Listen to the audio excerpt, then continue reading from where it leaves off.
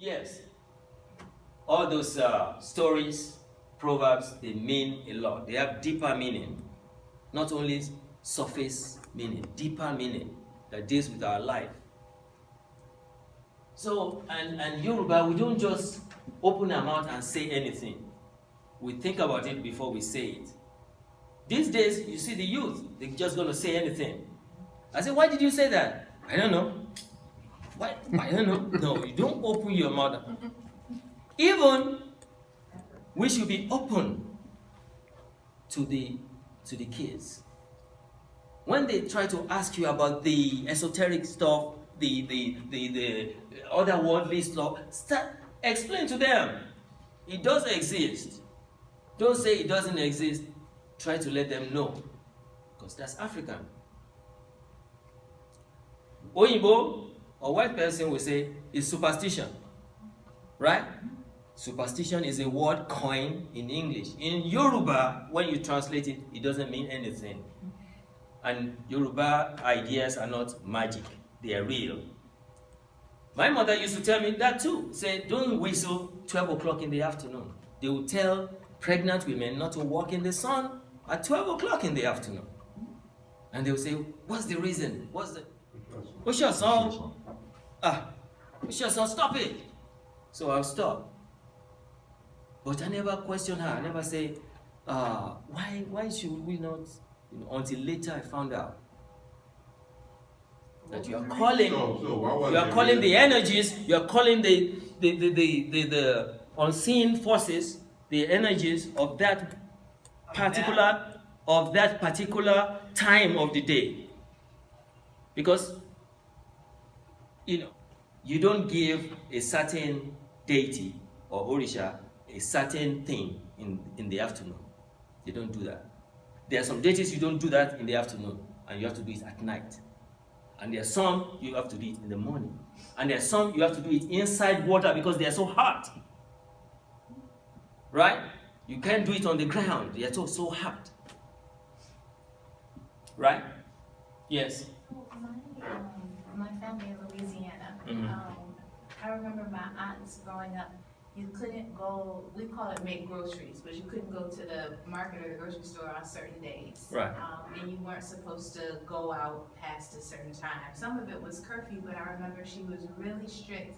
You can only go make groceries like on certain days of the week, and that was it. Yes. I don't know if there's a significance to that, or because I never had. Yeah, there's a significance to that. And in Yoruba land, in those days, Wednesday is the day that they don't do anything. Anybody doing Isheshe, traditional Yoruba, they don't worship nobody, they don't do anything. They leave that day for that deity. Those deities that's for Wednesday. So they call Wednesday what? Ojoru. Ojoru. That's a Yoruba man right there. Ojoru means what? Chaos. Chaotic day. Ojoru, chaotic day. Don't name them Wednesday. Stay home on Wednesdays. And Sunday. Yeah, Sunday. What is Thursday? Thursday? Yeah. Alanisi. You're all Thursday.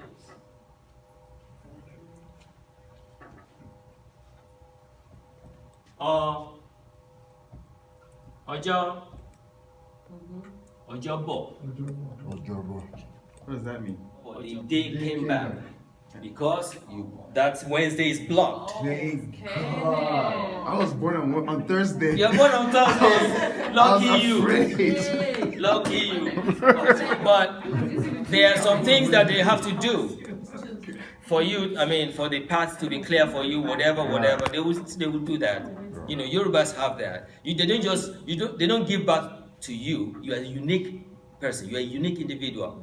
So you must have your Orisha, you must have your Ori, your head, you must have all the colors that comes with you. So certain colors you must not wear. Right.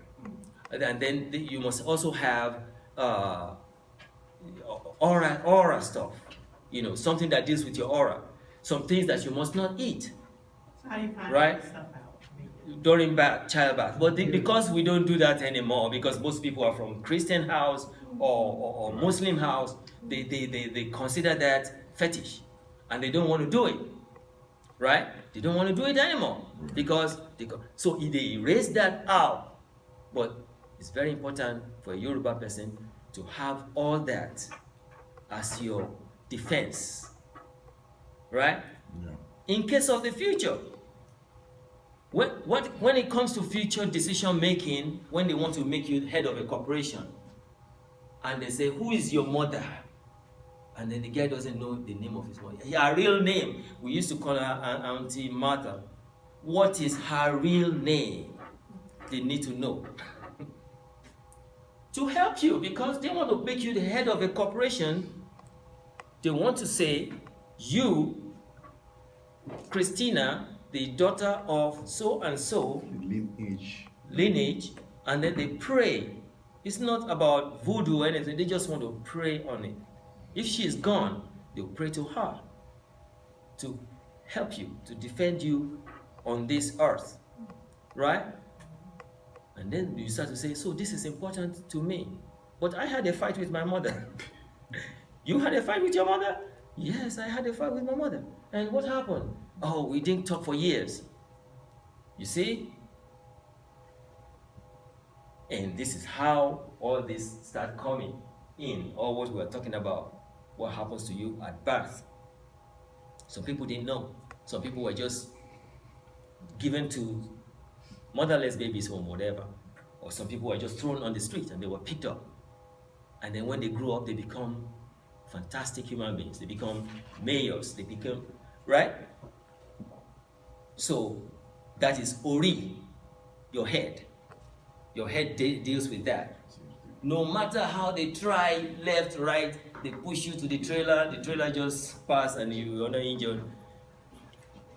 Right? That's what happens. So any more questions on that?